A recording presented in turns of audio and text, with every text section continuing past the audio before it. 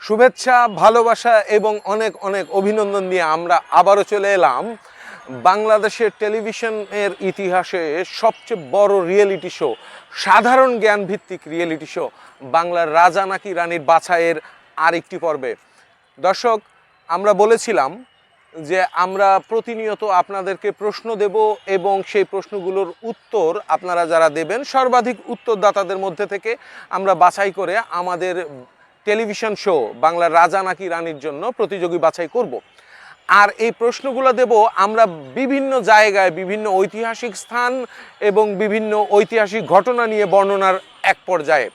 তো আজকে তারই ধারাবাহিকতা নিয়ে আমরা চলে আসলাম বাংলাদেশের অন্যতম বিদ্যাপীঠ, যার প্রাচ্যের অক্সফোর্ড খ্যাত ঢাকা বিশ্ববিদ্যালয়। চলুন আজকে ঢাকা বিশ্ববিদ্যালয় নিয়ে কিছু আলোচনা করি।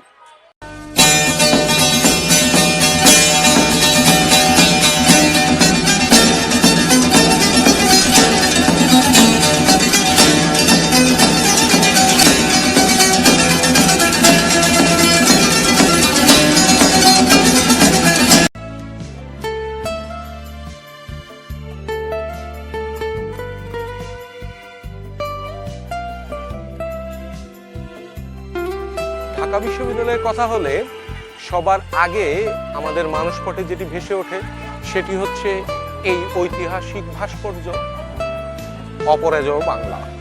অপরাজেয় বাংলা, পৃথিবীর এমন কোনো দেশ নেই যারা ঢাকা বা ঢাকা বিশ্ববিদ্যালয় এবং বাংলাদেশ সম্পর্কে জানেন তারা এই ভাস্কর্যটিকে চিনেন না। বাংলাদেশের বহু আন্দোলনের স্মৃতি এবং বহু আন্দোলনের ঐতিহাসিক পটভূমি এই অপরাজেয় বাংলা থেকে শুরু হয়েছিল, এই বিশ্ববিদ্যালয় থেকে শুরু হয়েছিল, আর অপরাজেয় বাংলা হচ্ছে তার মূর্ত প্রতীক। আমরা এখন আছি ঢাকা বিশ্ববিদ্যালয়ের অন্যতম একটি ঐতিহাসিক স্থান, যেটা সারা বাংলাদেশের মানুষ এক নামে চিনে এবং সারা পৃথিবীর মানুষও আমার মনে হয় এক নামে চিনেন। সেটা হলো মধুর ক্যান্টিন বা মধুদার ক্যান্টিন। চলুন আমরা মধুর ক্যান্টিনটি একটু ঘুরে দেখি।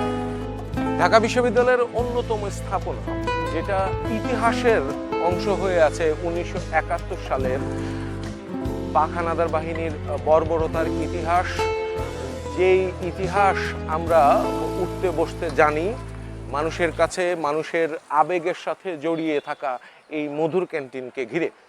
মধুর ক্যান্টিন এমন একটি জায়গা যেখানে বাংলাদেশের সকল রাজনৈতিক বা যদি বিশেষায়িত করে বলা যায় তাহলে ছাত্র রাজনীতির একটা সূতিকাগার বা আতুরঘর বলা যায়। বাংলাদেশের এমন কোনো ছাত্র সংগঠন নেই ঐতিহাসিক 1952 সালের ভাষা আন্দোলন থেকে শুরু করে 69, 62, 70, 71 সমস্ত ঐতিহাসের সাথে এই ঢাকা বিশ্ববিদ্যালয় এবং ঢাকা বিশ্ববিদ্যালয়ের এই মধুর ক্যান্টিন ছাত্রদের আবেগ অনুভূতির সাথে জড়িয়ে আছে। এই ঢাকা বিশ্ববিদ্যালয়ের এই ক্যাম্পাসের এই অংশ থেকেই, এই মধুর ক্যান্টিন থেকেই যে সকল ছাত্র রাজনীতিবিদ বেরিয়ে এসেছেন তারাই পরবর্তীতে এক পর্যায়ে দেশকে নেতৃত্ব দিয়েছেন, দেশকে এগিয়ে নিয়ে গেছেন বিশ্ব দরবারে। তো এই মধুর ক্যান্টিন যারা এখনো ঘুরে দেখেননি, এসে ঘুরে যেতে পারেন। অনেকের আগ্রহে কেন্দ্রবিন্দুতে থাকে এই মধুর ক্যান্টিন। দর্শক, আপনারা দেখতে পাচ্ছেন আমরা এখন এসেছি মধুর ক্যান্টিনের ঠিক উল্টো পাশে। আপনারা যদি আসেন আপনাদের লোকেশনটা জানানোর জন্য এইভাবে বললাম। মধুর ক্যান্টিনের ঠিক দক্ষিণ পাশে বাংলাদেশের সবচেয়ে বড় বিদ্যাপীঠ ঢাকা বিশ্ববিদ্যালয়ের অন্যতম একটি, কি বলা যায় এটাকে, বলা যায় যে ছাত্র রাজনীতির সূতিকাগার ঢাকা বিশ্ববিদ্যালয়ের ছাত্র সংসদ বা ঢাকা বিশ্ববিদ্যালয়ের কেন্দ্রীয় ছাত্র সংসদ, ডাকসু নামে যাকে চেনা হয়। এই ডাকসুর ইতিহাস এত ব্যাপক যে আসলে শেষ করা যাবে না। আপনারা জানেন ডাকসুর ভিপিগণ বাংলাদেশে অনেক অনেক বড় রাজনৈতিক পট পরিবর্তনে ভূমিকা রেখেছেন। বাংলাদেশের রাষ্ট্রীয় শাসনের বা রাষ্ট্রের সর্বোচ্চ পর্যায় পর্যন্ত এই ঢাকা বিশ্ববিদ্যালয় বা ডাকসুর ভিপিরা অবদান রেখেছেন। এবং বর্তমানেও আপনারা জানেন খুব রিসেন্টলি একজন ডাকসু ভিপি যার নাম নুরুল হক নূর, তিনিও এই ঢাকা বিশ্ববিদ্যালয়ের ডাকসুর ভিপি ছিলেন এবং তিনিও রাজনীতিতে এখন বেশ সফলতার সাথে এগিয়ে যাচ্ছেন। হয়তো বা ভবিষ্যতে আমরা তাকে রাষ্ট্র শাসনেও দেখতে পাবো। তো এই ডাকসু থেকে যারা বেরিয়ে আসেন তারাই আসলে পরবর্তীতে বাংলাদেশের জাতীয় রাজনীতিতে অনেক বড় ভূমিকা রাখেন এবং এই ঢাকা বিশ্ববিদ্যালয়ের এই জায়গা থেকে বিভিন্ন রকমের আন্দোলন শুরু হয়েছে। যেমন ভাষা আন্দোলনের কথা বলতে পারি, ৬২ শিক্ষা আন্দোলনের কথা বলতে পারি, ৬৯-এর গণ অভ্যুত্থানের কথা বলতে পারি এবং সর্বোপরি ১৯৭১ সালের মুক্তিযুদ্ধের কথা তো বলাই বাহুল্য। এমনকি ৯০-এর গণ আন্দোলন, গণ অভ্যুত্থান, স্বৈরাচার এরশাদ বিরোধী আন্দোলন। একইভাবে ২০২৪-এ এসে আমরা ছাত্র জনতার যেই গণ অভ্যুত্থান দেখেছি সেটাও এই ঢাকা বিশ্ববিদ্যালয়ের ডাকসু কেন্দ্রিক বা ঢাকা বিশ্ববিদ্যালয় কেন্দ্রিক ভূমিকা রেখেছিল। দর্শক, আপনারা দেখতে পাচ্ছেন আমার পেছনে এখন ঢাকা বিশ্ববিদ্যালয়ের গ্রন্থাগার, যেটাকে অনেকে ঢাকা বিশ্ববিদ্যালয়ের কেন্দ্রীয় গ্রন্থাগারও বলে। এখানে ছাত্রছাত্রীদের পড়াশোনায় সাহায্য করার জন্য, তাদের গবেষণায় সাহায্য করার জন্য বিশ্বের নানা ভাষার নানা প্রান্তের গবেষণা এবং লিটারেচার পাওয়া যায়। যাই হোক, এগুলো আমাদের বিশ্ববিদ্যালয়ের অংশ। আপনারা জানেন, আমরা ঐতিহাসিক প্রেক্ষাপট যদি আলোচনা করি, ১৯২০ সালের লন্ডন বিশ্ববিদ্যালয়ের রেজিস্ট্রার মিস্টার পিজি হার্টগকে ঢাকা বিশ্ববিদ্যালয়ের ভিসি হিসেবে নিয়োগ দেওয়া হয় এবং তিনি তার নেতৃত্বে ১৯২১ সালের ১ জুলাই ঢাকা বিশ্ববিদ্যালয়ের শিক্ষা কার্যক্রম শুরু করেন। এই বিশ্ববিদ্যালয় অর্থাৎ ঢাকা বিশ্ববিদ্যালয়ের তৎকালীন সময়ে অর্থাৎ ১৯২১ সালে তৎকালীন অবিভক্ত ভারতের পূর্ব বাংলার অংশ যেটা ছিল, পূর্ব বাংলার প্রথম বিশ্ববিদ্যালয় ছিল। এর আগে ঢাকা কলেজ সহ অনেকগুলো কলেজ ছিল হয়তোবা, কিন্তু বিশ্ববিদ্যালয় হিসেবে ঢাকা বিশ্ববিদ্যালয় ছিল আমাদের পূর্ব বাংলার প্রথম বিশ্ববিদ্যালয়। আমরা বিশ্ববিদ্যালয়ের ১০০ বছর পূর্তি কিছুদিন আগেই করেছি, আপনারা জানেন। আমরা এই বিশ্ববিদ্যালয়কে প্রাচ্যের অক্সফোর্ড নামে অভিহিত করেছি, কিন্তু ইদানিং হয়তোবা আমাদের কিছুটা রাজনৈতিক কারণে আমাদের এই শিক্ষা কার্যক্রম ব্যাহত হয়েছে বলে মনে হয়। তবে আমরা আশা করব ঢাকা বিশ্ববিদ্যালয় নয়, শুধু দেশের অনেক বিশ্ববিদ্যালয়ে যারা আছেন তারা সবাই একযোগে আবার এই শিক্ষা কার্যক্রমকে আরও গতিশীল করে বিশ্বের দরবারে আমাদের দেশের, আমাদের ভাষার, আমাদের শিক্ষা পদ্ধতির সুনাম অর্জন করবেন। দর্শক, এখন আমরা আছি ঢাকা বিশ্ববিদ্যালয়ে আরেকটি অন্যতম আইকনিক স্পেস, যাকে আমরা সংক্ষেপে টিএসসি বলে চিনি। এই টিএসসি এখন ঢাকা বিশ্ববিদ্যালয় সহ ঢাকার আশেপাশে থাকা অনেক বিশ্ববিদ্যালয়ের ছাত্রছাত্রীদের জন্য রাজনৈতিক বা কোনো উৎসব কেন্দ্রিক মিলন কেন্দ্র হয়ে উঠেছে। এই টিএসসিতে আসে না ঢাকার বোধহয় ইয়াং জেনারেশনদের মধ্যে খুব কম লোকই পাওয়া যাবে। প্রতিদিন এখানে আড্ডা হয়, কথাবার্তা হয়। তো যাই হোক, ঢাকা বিশ্ববিদ্যালয়ে অনেক কিছু সম্পর্কে জানে। বাংলাদেশের বিভিন্ন জেলা থেকে এবং বিশ্বের অনেক দেশ থেকেও এই ঢাকা বিশ্ববিদ্যালয়ে পড়তে আসেন ছাত্রছাত্রীরা। ঢাকা বিশ্ববিদ্যালয়ে ছাত্রদের জন্য 15টি, ছাত্রীদের জন্য 5টি আবাসিক হল রয়েছে এবং এছাড়াও ঢাকা বিশ্ববিদ্যালয়ের চারুকলা অনুষদ, ব্যবসায় প্রশাসন অনুষদ এবং লেদার ইঞ্জিনিয়ারিং যে আলাদা ফ্যাকাল্টি রয়েছে তাদের জন্য আলাদা করে আবাসিক হল রয়েছে। তাছাড়া বিদেশ থেকে পড়তে আসা আবাসিক ছাত্রছাত্রীদের জন্য আন্তর্জাতিক ছাত্রাবাসও রয়েছে। তো এটা হচ্ছে ঢাকা বিশ্ববিদ্যালয়ের ছাত্র শিক্ষক কেন্দ্র বা টিএসসি।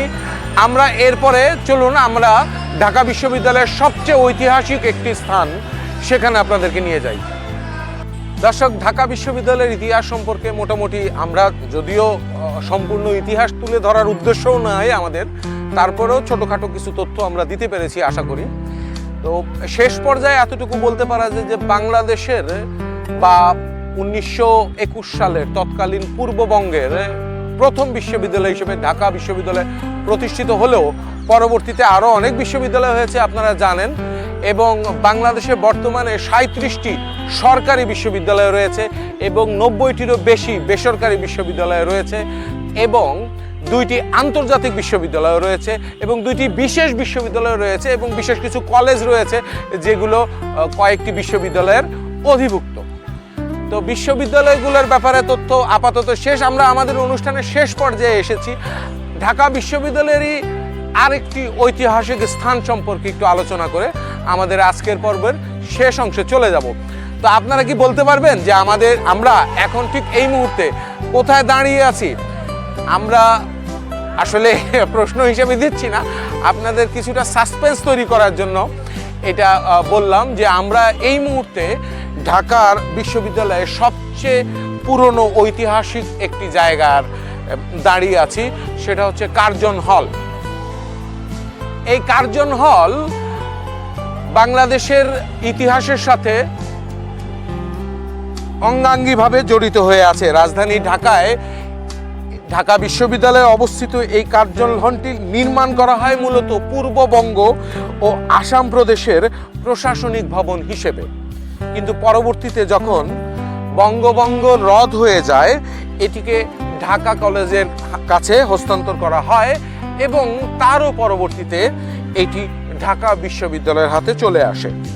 বর্তমানে ঢাকা বিশ্ববিদ্যালয়ের বিজ্ঞান অনুষদের এবং জীববিজ্ঞান অনুষদের কিছু শ্রেণীকক্ষ ও পরীক্ষা হল হিসেবে ব্যবহৃত হচ্ছে। এবং আপনারা জেনে আশ্চর্য হবেন বা খুশি হবেন, বাংলাদেশের ঐতিহাসিক এবং প্রত্নতাত্ত্বিক পুরাকীর্তি হিসেবে এই কার্জন হলও একটি পুরাকীর্তি হিসেবে বিবেচিত হয়। দর্শক, চলে এলাম বাংলার রাজা নাকি রানীর বাছাই পর্ব 8-এর আজকে শেষ পর্যায়ে।